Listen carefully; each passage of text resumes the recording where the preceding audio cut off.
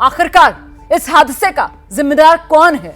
सीधा सवाल में आज इसी सवाल को लेकर पूछेंगे सवाल उन गैर जिम्मेदार लोगों के बारे में जिनकी वजह से अब तक तो 90 से ज्यादा मौतों की पुष्टि एक तरीके से हो गई है और कई मीडिया सूत्र तो यह जानकारी दे रहे हैं कि मरने वालों का आंकड़ा 122 तक पहुंच चुका है। सैकड़ों जानें अस्पताल में अभी भी जिंदगी और मौत के बीच झूल रही हैं।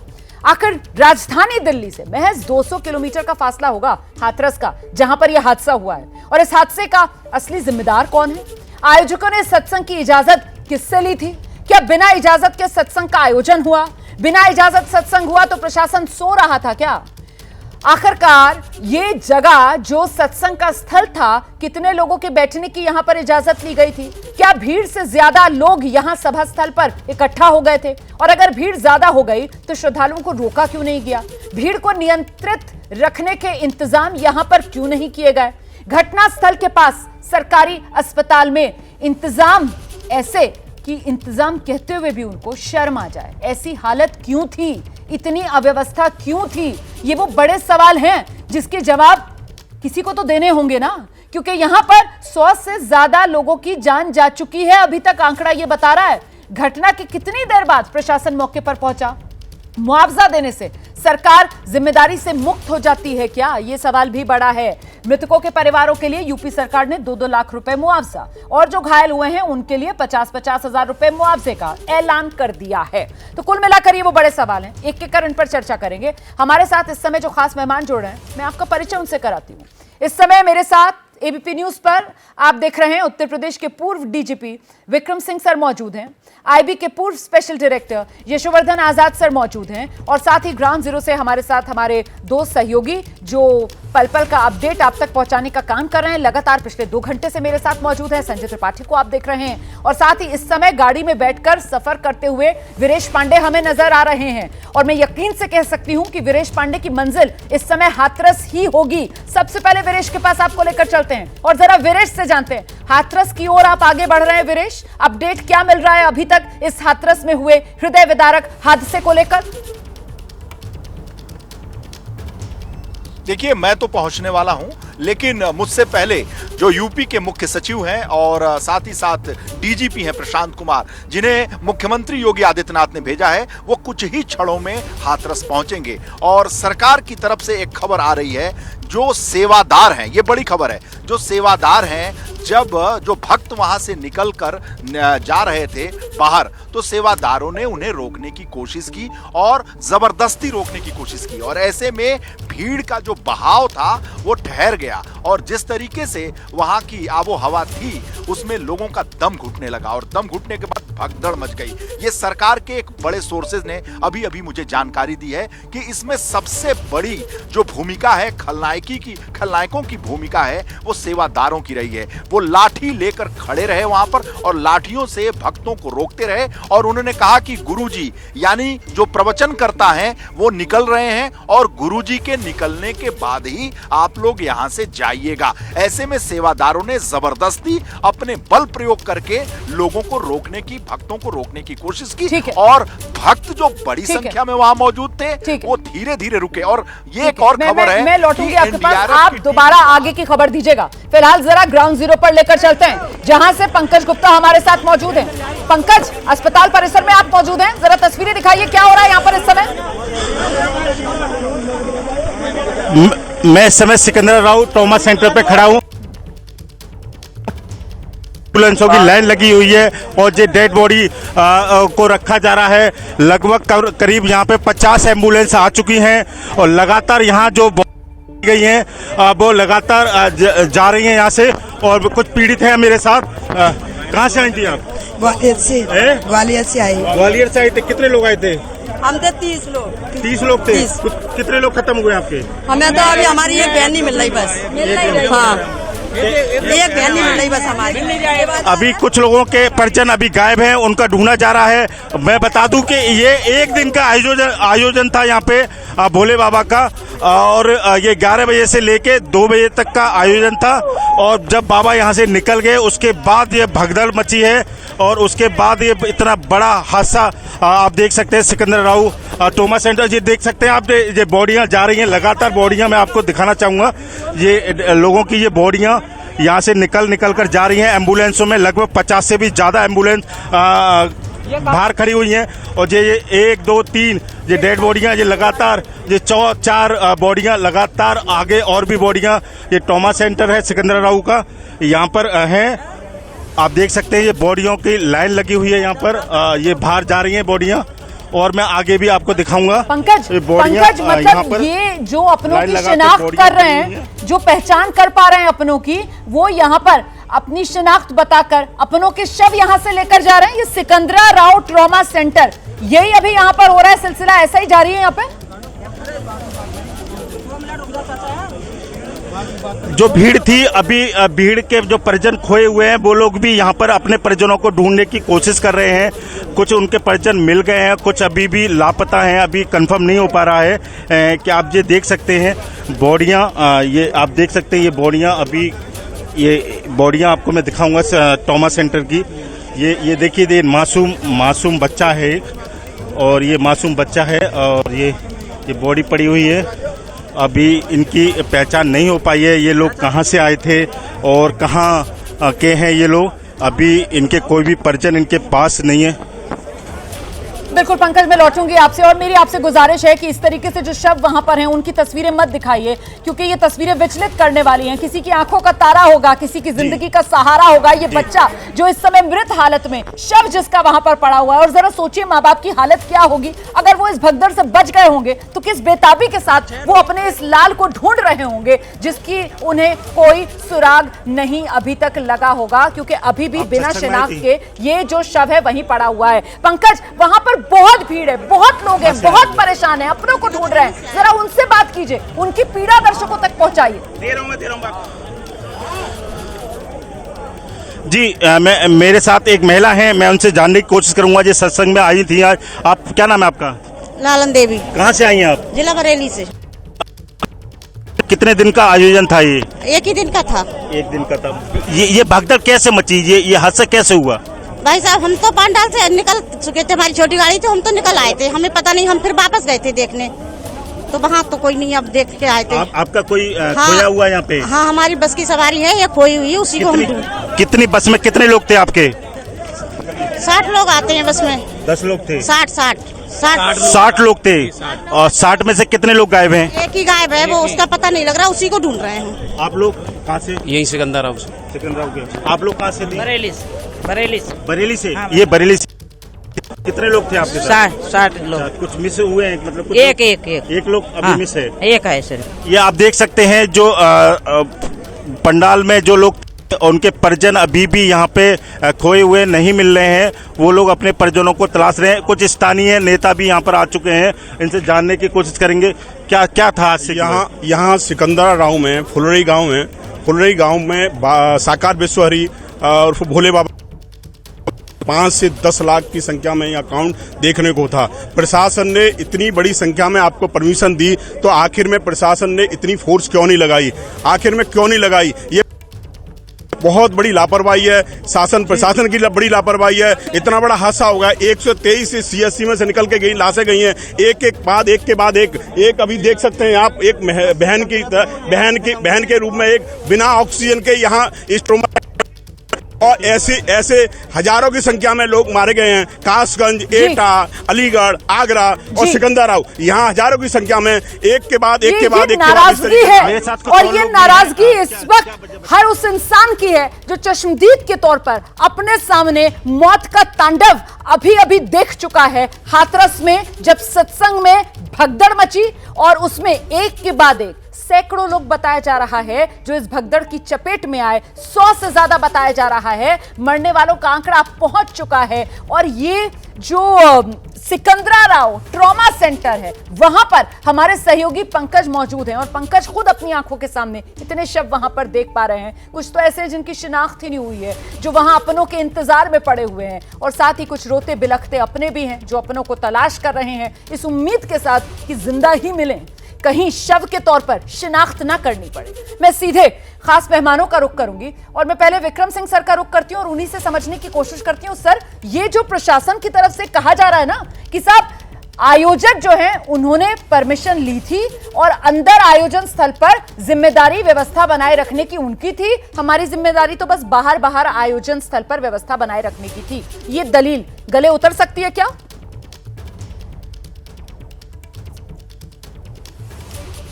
भयानक प्रशासनिक चूक रुमाना जी, इससे बड़ी चूक मैंने कभी सुनी नहीं। आयोजकों ने दरखास्त दी थी कि हम अनगिनत कौन सा, क्या दर्शन शास्त्र पढ़ा रहे हैं, फिलॉसफी पढ़ा रहे हैं, और उनको चाहिए था कितने लोग आ रहे हैं उसके समकक्ष, उसके अनुपात में उनको पुलिस व्यवस्था, जिसमें महिला पुलिस, होमगार्ड, पुरुष पुलिसकर्मी और तमाम तरह के अन्य व्यवस्था, प्लेन क्लोज ड्यूटी लगानी चाहिए थी। और अंदर की व्यवस्था सेवादार करेंगे, सेवादार ही ने सारा गड़बड़ वहां कर दिया। पूरी व्यवस्था शासन प्रशासन की थी, नहीं हुई। इसमें एक स्पीकिंग ऑर्डर दिया जाता है, नहीं दिया गया। जो खर्चा होता है पुलिस बल का वो उनसे वसूला जाता है, नहीं लिया गया।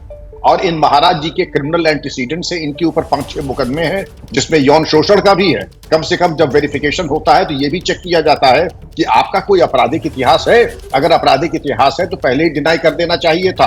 आपराधिक इतिहास था, वो भी यौन शोषण ऐसे मामलों का, तो ऐसे बाबा को परमिशन नहीं मिलनी चाहिए थी। उसके अलावा प्रशासन की जिम्मेदारी थी ambulance, green corridor, first aid, जल की व्यवस्था, एग्जिट, एंट्री, एसओपी। कहीं रुमाना जी कहीं किसी तरह की कोई व्यवस्था नहीं थी, बिल्कुल फ्री फॉर ऑल छोड़ दिया।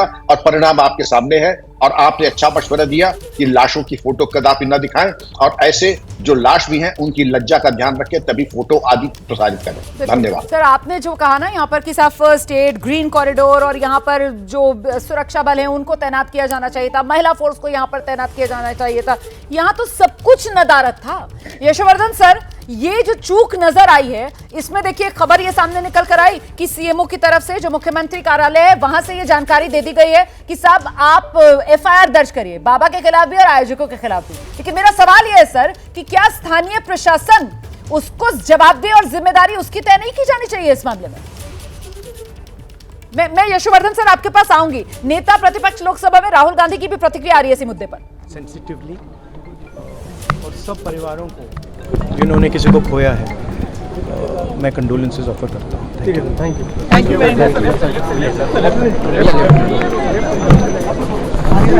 इतना बुरा नहीं होता है। हाथरस हादसे पर राहुल गांधी की प्रतिक्रिया आप सुन रहे थे। राहुल गांधी ने कहा है कि मृतकों के परिवारों के साथ उनकी संवेदनाएं, घायलों के साथ उनकी संवेदनाएं वो व्यक्त कर रहे थे। जी यशवर्धन जी। देखिए, इसमें सबसे ज़्यादा गलती सत्संग कराने वालों की है। आप जितने ये बाबा हैं और जिनके ये बड़े बड़े आश्रम हैं, ये उनकी पूरी तरह से जिम्मेवारी है कि ये सारे अंदर की व्यवस्था और बाहर की व्यवस्था देखें। पुलिस का काम ये है, शासन का इंतज़ाम ये है कि रोड पर जो ट्रैफिक की व्यवस्था है और बाकी की व्यवस्था है उसको देखें। ये बात सही है कि जैसे खबर आती है किसी हादसे के बारे में, उसमें तत्काल एडमिनिस्ट्रेशन को अपनी सारी ताकत लेके वहाँ पे पहुँच जाना चाहिए। शुरुआत में ये बिल्कुल स्पष्ट है कि जब वो बाबा या जो भी हैं जा रहे थे, जिनके बारे में अच्छी तारीफ़ की हमारे सीनियर कोलीग विक्रम सिंह जी ने, वो जब जा रहे, सेवादारों ने इस भीड़ को रोका और कहा पहले बाबा निकलेंगे, और उसके बाद ये भगदड़ मची है।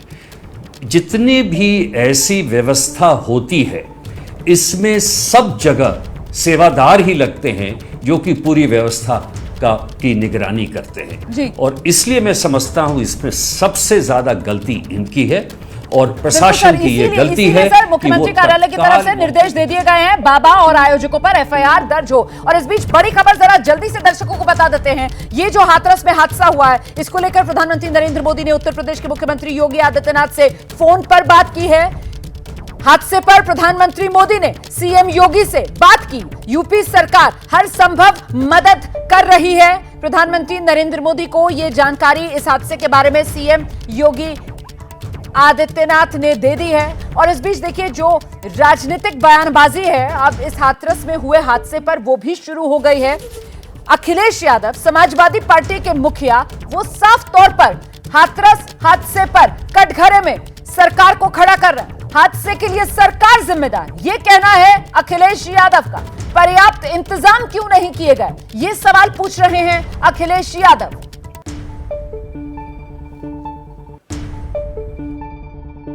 दुखद हुई और इसकी जिम्मेदारी सरकार को लेनी चाहिए, क्योंकि सरकार ही व्यवस्था में सुरक्षा से लेकर के सब इंतजाम देखती है। आगे सरकार ने इंतजाम क्यों नहीं किया? जी, लेकिन करीबन जो है सुनने में आ रहा है कि 100 से ज़्यादा या अगर 100 लोगों की जान गई है तो आगे सरकार ने इंतजाम क्यों नहीं किया वहाँ पे सुरक्षा का? जी। अगर आयोजन इतना बड़ा था तो सुरक्षा का इंतजाम भी सरकार को करना चाहिए। और आइए सीधे आपको लेकर चलते हैं, हमारे साथ हमारे सहयोगी अभिषेक उपाध्याय भी इस वक्त मौजूद हैं। जरा जानते हैं अभिषेक, मुझे जी अब दिख गए मुझे अभिषेक उपाध्याय, और अभिषेक भी गाड़ी में सफर करते हुए नजर आ रहे हैं। मतलब अभिषेक, आप भी हाथरस की ओर ही निकल गए हैं। फिलहाल ग्राउंड जीरो से आपके पास क्या अपडेट्स आ रहे हैं अभिषेक? बिल्कुल रोमाना, मैं रास्ते में हूं और कुछ ही देर में पहुंच जाऊंगा। जो ज़मीन से जानकारी मिल रही है वो ये है कि अभी भी जो वहां पर सिकंदर राव का जो CSC है, सामुदायिक स्वास्थ्य केंद्र है, वहां पर बहुत ही ज़्यादा कियास की स्थिति है। वहां पर जो इस घटना में जिनकी मृत्यु हुई है उनके शव वहां पर हैं। घर वाले वहाँ पर रोते बिलखते घर वाले मौजूद हैं और बहुत सारे ऐसे लोग हैं जिनको पता नहीं चल पा रहा है, क्योंकि काफ़ी अधिक संख्या थी जो इसमें सत्संग के लिए आए हुए थे।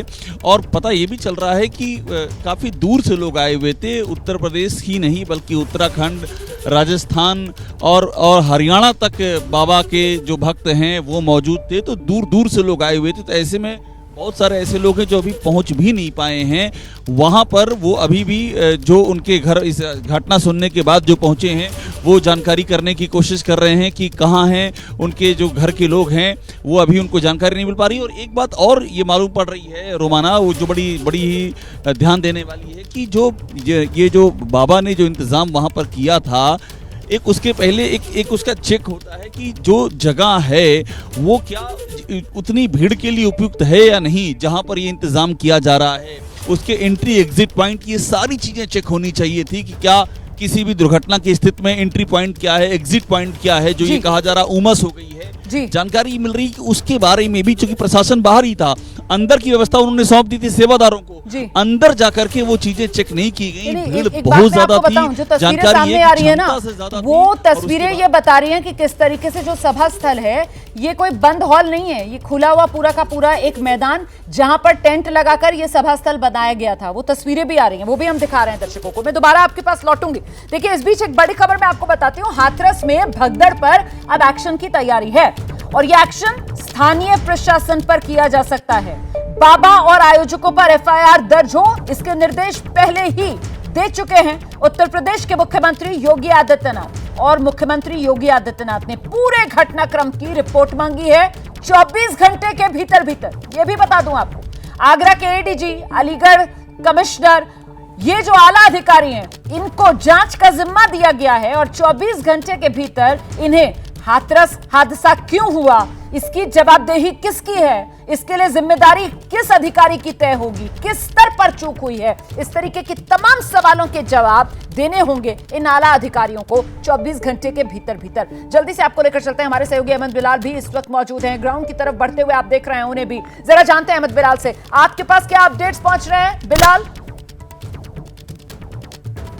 आपको बताना चाहूंगा कि जिस तरीके से ये घटना जो है वो सामने आई है और जिस सिकंदरा राव CSC सेंटर की आप बात करेंगे, इस वक्त अभी भी वहां पर करंट सिचुएशन कयामत से जो कि खबरें वहां से आ रही है कि अभी तक कई लोगों को अपनों की लाशें जो है वो भी नहीं मिली है और लोग दर दर भटक रहे हैं। और न सिर्फ सिकंदर राव CSC की, बल्कि कुछ लोग एटा जा रहे हैं, कुछ लोगों को कुछ बॉडीज को जो है वो अलीगढ़ ताजगंज तक भी जो है वो भेजने की बात कर रहे हैं। तो जैसे जैसे लोगों को पता चल रहा है वैसे वैसे लोग जो है वो वहां पर अपने परिजनों और अपने चाहने वालों की तलाश में जो है वो पहुंच रहे हैं। लेकिन जो खलनायक कौन है, जाहिर सी बात है, आपने जो सवाल उठाया बहुत ही जरूरी है सवाल है। तो ये जो जैसा कि आप बता रहे हैं कि यूपी की सरकार जो FIR करने की कोशिश कर रही है और FIR दर्ज करेगी, लेकिन ये पहली बार नहीं है जब ये जो बाबा है, जो भोले बाबा है, उनका विवादों से नाता काफी पुराना है। कोरोना का वक्त जब चल रहा था, फर्रुखाबाद में भी उनकी एक सभा होनी थी, वही 2022 की बात है, उसमें भी सरकार की ओर से, प्रशासन की ओर से सिर्फ 50 लोगों की अनुमति थी और उसमें भी हजारों की भीड़ जो है वो।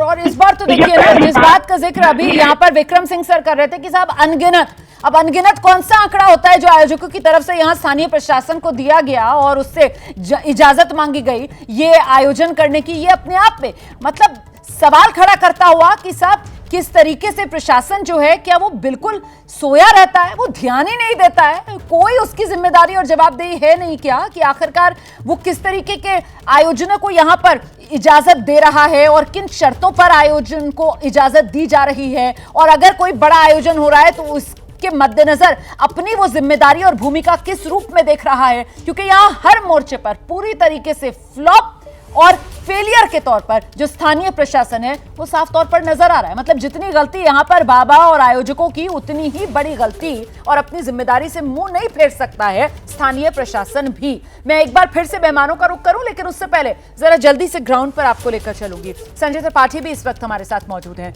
संजय, अभी जिस बात का जिक्र देखिए अभिषेक उपाध्याय भी कर रहे थे और वो पंकज जो हमें रिपोर्ट भी दिखा रहे थे, सिकंदराराव ट्रॉमा सेंटर, एक अफरा तफरी का सा वहां पर पूरा का पूरा माहौल बना हुआ है, शव वहां पर बिखरे हुए हैं जिनकी अभी तक शिनाख्त नहीं हुई है, और दूसरी तरफ रोते बिलखते ऐसे परिजन नजर आ रहे हैं जो अपनों की तलाश कर रहे हैं, या वो लोग जो एक साथ गांव से, कस्बे से आए हैं, एक साथ एक बस में बैठकर आए हैं। कोई बता रहा है हम 15 लोग एक गाड़ी में सवार होकर आए थे, हमारे 2 लोग नहीं मिल रहे हैं, कोई बता रहा है उसका बेटा नहीं मिल रहा है, किसी की बेटी खो गई है, किसी की बहू नहीं मिल रही है।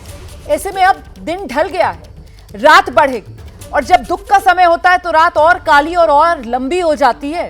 ऐसे में इन लोगों के सामने दुविधा ये कि लौटकर कहां जाएंगे, और अगर रुकेंगे तो रात में कहां रुकेंगे, इस ओर किसी का ध्यान गया? इस तरफ सरकार की नजर है, कुछ इंतजाम यहां पर किए जा रहे हैं इन लोगों के लिए जो अभी नहीं छोड़ना चाहते हैं इस जगह को, जो अपनों की तलाश में अभी भी यहीं पर रुकने को मजबूर हैं। संजय,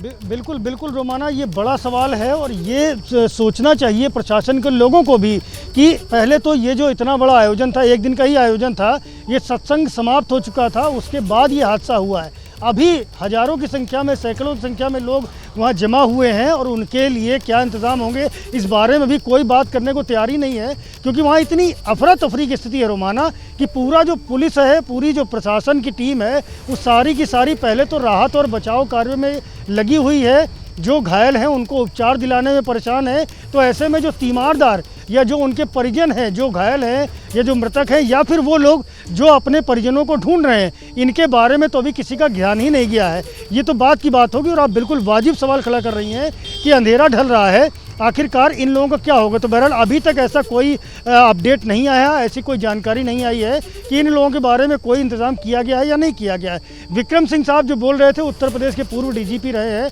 वो बहुत बड़ा सवाल खड़ा कर रहे थे, बड़ा वाजिब बात कह रहे थे कि इस तरह के जो आयोजन होते हैं उनमें बाकायदे एक एक चीज़ की जानकारी जुटाई जाती है, और जिस तरह से भोले बाबा का जिक्र हो रहा है, भोले बाबा पे आपराधिक मुकदमे थे, ये जानकारी आखिरकार पुलिस प्रशासन को क्यों नहीं हो पाई, और अगर जानकारी थी उसको छुपा करके परमिशन दी गई तो रोमाना ये एक बहुत बड़ी गलती है, बहुत बड़ी लापरवाही है। तो कुल मिलाकर के जो ये पूरा घटनाक्रम है, इसमें कहीं ना कहीं हर स्तर पर लापरवाही हुई है, न केवल परमिशन देने बल्कि पूरा सुरक्षा के इंतजाम समेत अन्य बिंदुओं पर घोर लापरवाही हुई है, और इसी को लेकर के 24 घंटे में रिपोर्ट मांगी गई है। बड़े अधिकारी मौके पर पहुंच चुके हैं, जांच पड़ताल शुरू हो गई है। कल ऐसी भी खबर है कि मुख्यमंत्री योगी आदित्यनाथ भी जा सकते हैं, तो बड़ी कार्रवाई भी इसी तरह से होगी रोमाना। ठीक है, मैं लौटूंगी आपके पास, रहिए मेरे साथ। और इस बीच ये जो हाथरस में हादसा हुआ और इस हादसे के जो चश्मदीद हैं, एक एक कर उनके बयान भी सामने आ रहे हैं, उन्हीं की ज़बानी जानिए इस हादसे की पूरी दर्द भरी कहानी। भाग छूटे सब लोग हथकाए, सब भागे तो माँ सड़क ऊंची नीचे हथकाए वो नालों सो, तो गाँव में एक के ऊपर एक के ऊपर एक के ऊपर एक भगदड़। एक्सीडेंट नहीं हुआ यहाँ पर, ऐसे गुरु की गाड़ी गई थी ना, तो वो जा रहे थे कि हमारे प्रभु गए, ये भागे, उसमें दब गए, एक ऊपर चढ़ गए। वो क्या पुलिस प्रशासन की वजह से रोड पे घटना हुई है। पुलिस प्रशासन ने जो है मुस्तैदी से अपना काम नहीं किया है। एक 3 साल की मेरी बिट्टी हुई काप्या, और एक 9 साल को छोरा मेरो। कितने लोगों की मौत हुई है इसमें? हमें मैं बहुत लोग भैया हाल साहब। कितने लोग होंगे लगभग? लगभग होंगे करोड़ों, पता नहीं, बहुत इंसान खत्म है। बहुत भीड़ थी उसमें? भीड़ बहुत थी। मरने वालों की संख्या कितनी होगी कुल? बहुत भैया भाई। पुलिस प्रशासन की जिम्मेवारी के हिसाब से ये इतना कांड हुआ है। पुलिस प्रशासन ने एक रोड जो बंद था जाम लगा हुआ था रात 11 बजे से, वो जाम खुलवाया पुलिस प्रशासन ने और उसकी वजह से ये दुर्घटना हुई। वो यहाँ से गवर्नर पता नहीं चल रहा है। जिले से आए थे आप? जिला बदायूं से। क्या लोग आए थे? आए थे हम 8 लोग, एक नहीं है। आइए एक बार फिर से खास मेहमानों का रुख करते हैं। विक्रम सर, मैं आपके पास आ रही हूँ। ये जो चश्मदीद, ये जिस तरीके से गुस्सा भी इनकी बातों में दिखाई दे रहा है सर, नाराजगी भी और दर्द भी साफ तौर पर झलक रहा है। बहुत से चश्मदीद ऐसे हैं जो सीधे सीधे कटघरे में पुलिस को खड़ा कर रहे हैं। वो कह रहे हैं साहब मुस्तैद ही नहीं थी पुलिस, कोई इंतजाम ही नहीं थे। और सर बहुत से चश्मदीद, क्योंकि लगातार शाम 5 बजे से एबीपी न्यूज पर हम इसी बड़ी खबर पर बने हुए हैं, वो बता रहे हैं कि अस्पताल हम लेकर पहुंचे अपनों को, वहां पर डॉक्टर नदारत, वहां पर ऐसा कोई स्वास्थ्य कर्मी तक नहीं मौजूद है जो एक ड्रिप ही लगा दे, जो किसी को ऑक्सीजन मास्क ही लगा दे। मतलब ये तो सीधे सीधे सर पूरा का पूरा सिस्टम ठप, ये नजर आ रहा है।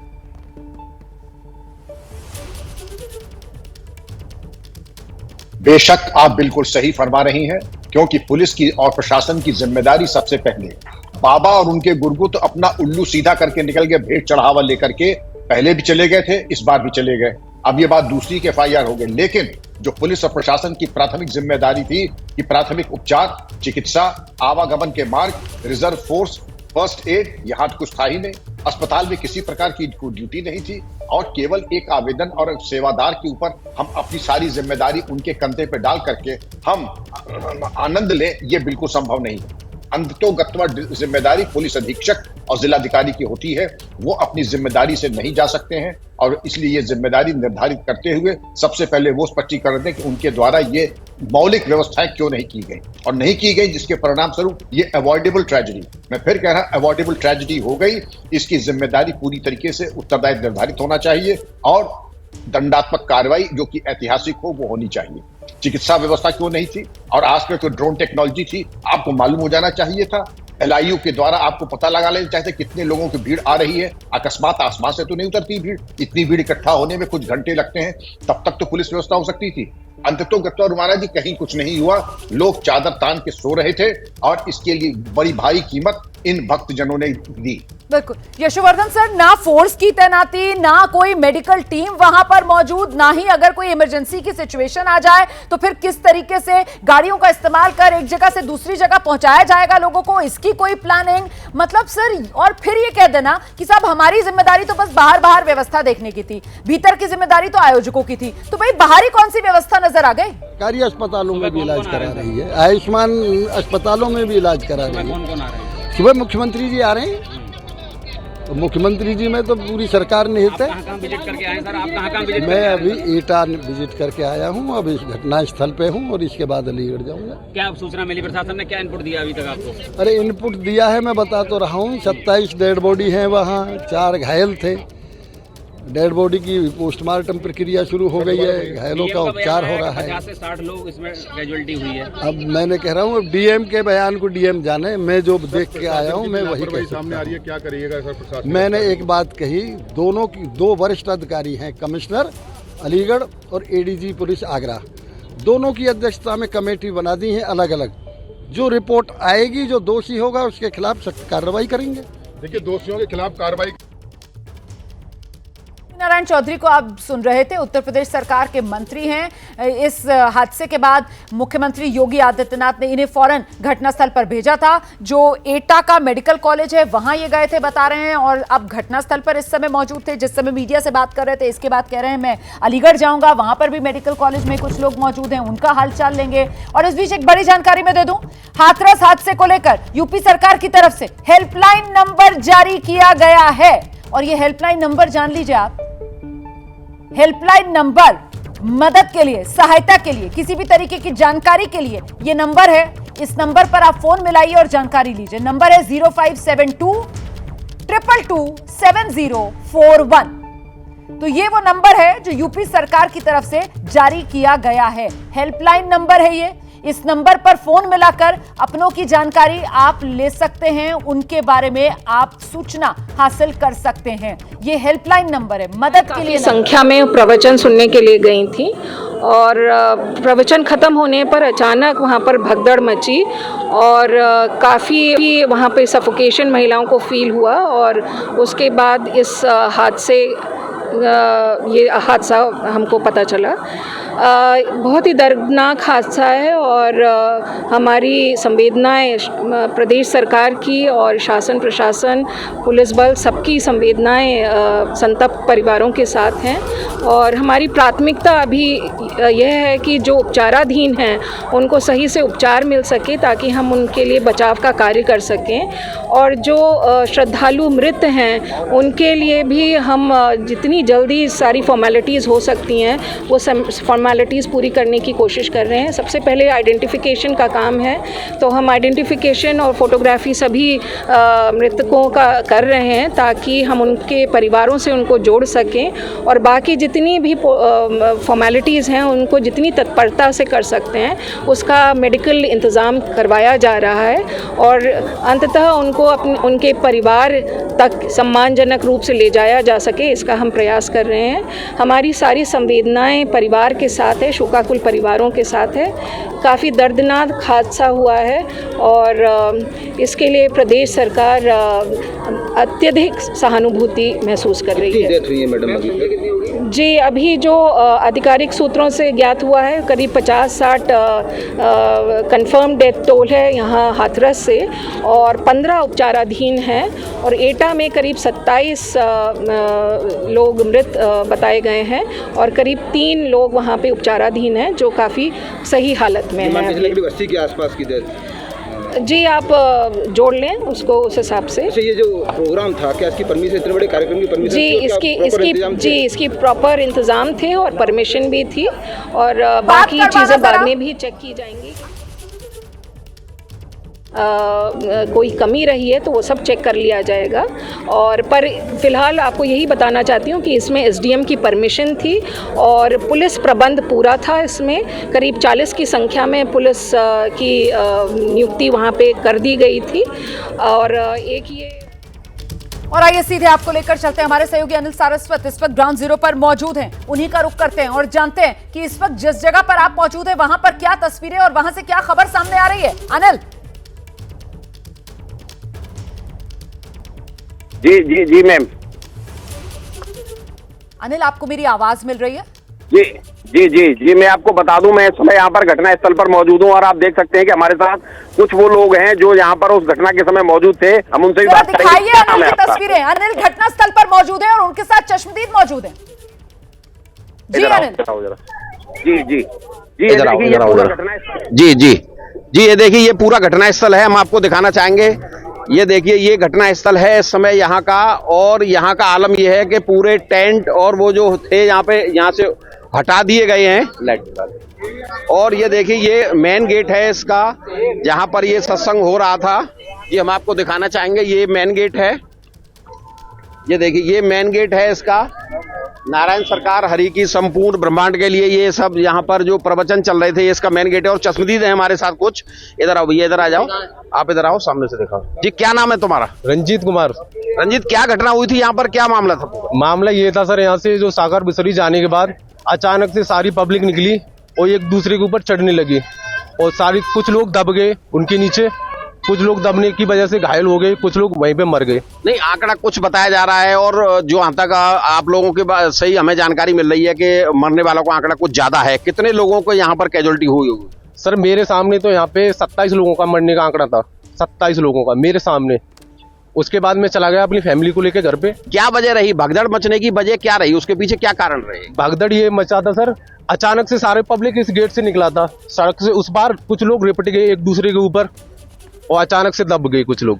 यहाँ पर ये आयोजन किसके द्वारा किया गया था, क्या इसकी परमिशन थी, आप लोगों को जानकारी है? मेरे को जानकारी नहीं है। किसके द्वारा यहाँ पे आयोजन किया गया था? सर ये जानकारी मेरे को नहीं है। कितने लोग यहाँ पे मौजूद होंगे उस समय जब इनका प्रवचन हो रहा था, सत्संग हो रहा था? यहाँ पे कम से कम 5 लाख से 10 लाख। जी, कम से कम 5 से 5.5 लाख के लमसम यहाँ पे काफी व्यक्ति लोग थे यहाँ सर। और 5 लाख तो जो जब बाबा यहाँ से गए हैं 1.5 या 2 के बीच में जब यहाँ से गए हैं तो श्रद्धालु लोग हैं जो बाबा के चरणों की धूल, जैसे कि बोलते हैं बाबा के चरणों की धूल लेने के लिए, तो जैसे बाबा यहाँ से गए हैं, ये जो कट है जो रोड का कट है, तो चरणों की धूल लेने के लिए एकदम जैसे कि नहा रहे हैं तो झुकने के लिए कारण एक दूसरे पे पब्लिक एकदम चढ़ी है। तो उधर क्या था, पानी पीने का एक टैंक खड़ा हुआ था, वहाँ 2 टैंक खड़े हुए थे, तो वहाँ रपटन भी थी और बारिश के कारण सर वहाँ पानी में भरा हुआ था। रोड के किनारे जो नाली बनी हुई है उसमें तो एक दूसरे पे सर जैसे एक का पैर फिसला है तो एक दूसरे के पकड़ने के कारण एक दूसरा फिसलते ही गड्ढे में गिरते गए हैं और एक दूसरे के ऊपर गिरते गए। ऐसे ही अचानक कम से कम 400 से 500 के लोग लमसम वहाँ एक दूसरे के ऊपर गिरे हैं मिट्टी में काफी, और ऑन द स्पॉट वहाँ पे कुछ बच्चे भी थे, करीब जैसे कि 1.5 से 2 साल के, कुछ लड़कियां थी, कुछ बुजुर्ग थे, ऑन द स्पॉट वहाँ खत्म हो गए थे, कम से कम 30 से 40 के लमसम। और बाकी की जो डेड बॉडियां हैं सिकंदर राव है, कुछ पुलवा थाने में है और कुछ एटा मेडिकल कॉलेज में कुछ पहुंचाई गई हैं। आपका कहने का मतलब यह है कि जब यहाँ से ये जो महाराज हैं जिन्होंने यहाँ पे प्रवचन दे रहे थे, जो यहाँ पे सत्संग कर रहे थे, उनके निकलने के बाद उनकी चरणों की धूल लेने के लिए लोग बाग झुके हैं। जी जी जी जी जी, उसी कारण से ही मौत हुई है सर। तो क्या किन लोगों के द्वारा ये आयोजन कराया गया था? कमेटी अध्यक्ष हैं, जैसे कि बोर्ड पे ये देखो नाम लिखे हुए हैं, आप देख सकते हैं, ये आप देख सकते हैं सर, जैसे कि वेद प्रकाश है, क्या नाम मधुकर इंजीनियर हैं, ये सिकंदर हाउस से हैं, और क्या नाम महेश चंद्र हैं, एक ये लेखराज है, ये भी सिकंदर हाउस है, और ये अनार सिंह है, ये भी सिकंदर हाउस है, संजू यादव ये भी सिकंदर हाउस है, और चंद्रदेव सिंह ये भी सिकंदर हाउस से हैं, राम प्रकाश है ये भी अध्यापक है, ये भी सिकंदर हाउस से हैं, ये कमेटी अध्यक्ष। तो ये मौके पे ये लोग रुके नहीं, ये लोग कहाँ चले गए उस समय जब ये घटना हुई थी? इनकी जिम्मेदारी बनती है कि ये यहाँ मौके पे रहते। सर जिम्मेदारी ये बनती है, अगर ये इसके कारण ये क्या नाम है कमेटी जो अध्यक्ष थे यहाँ से, जैसे कि हादसा हुआ तो इन लोगों ने सोचा कि शायद हम लोग यहाँ पकड़े जाएंगे, इस कारण यहाँ से ये लोग सारे भाग चुके हैं। और जो पब्लिक थी उनमें भगदड़ मची है, कोई किसी का बच्चा गुम हो गया है, कोई कुछ दब गया है, और कुछ लोग व्यक्ति रह गए। तो हमारे सहयोगी जो चश्मदीद से वहां पर बात कर रहे हैं घटनास्थल पर, वो ये जानकारी दे रहे हैं कि साहब जब ये बाबा भोले बाबा सत्संग करने के बाद निकले तो वहां जो श्रद्धालु मौजूद थे वो उनकी चरणों की धूल लेने के लिए कुछ लोग झुके थे, और इस वजह से भी ये हादसा हो गया, लोग गिरे और दबते चले गए। अच्छा, कुछ बता रहे हैं कि पानी के लिए जो टैंकर वहां पर खड़े हुए थे, उन टैंकर्स के नजदीक बारिश भी हुई थी और उन टैंकर्स के नजदीक पानी गिरा हुआ था, इस वजह से फिसलन भी थी, और वहां पर लोग जो है वो फिसलते चले गए और देखते ही देखते एक दूसरे के ऊपर गिरना शुरू हो गया। ये खबर जैसे ही फैली तो भगदड़ सी मच गई, और फिर जब भगदड़ हुई उसके बाद तो ये हादसा ऐसा हृदय विदारक हो चुका है कि अब तक करीब 90 लोगों की मौत की पुष्टि हो गई है और मरने वालों का आंकड़ा 100 के पार जा सकता है, आशंका जताई जा रही है। तो उत्तर प्रदेश के हाथरस में हुए हादसे को लेकर इस वक्त बहुत बड़ी खबर आ रही है। दुखद खबर यह है कि मरने वालों का आंकड़ा 107 पर पहुंच गया है। जी, आधिकारिक तौर पर पुष्टि इस आंकड़े की हुई है। मरने वालों का आंकड़ा अब 107 पर पहुंच चुका है। शाम 5 बजे एबीपी न्यूज पर यह खबर दिखाने का सिलसिला हमने शुरू किया था और उस समय मरने वालों का आंकड़ा मैंने आपको 27 बताया था। धीरे धीरे कर यह आंकड़ा लगातार बढ़ रहा है। 75 से होता हुआ 90 से होता हुआ अब ये 107 पर पहुंच चुका है, और ये 107 लोगों की मौत नहीं हुई है।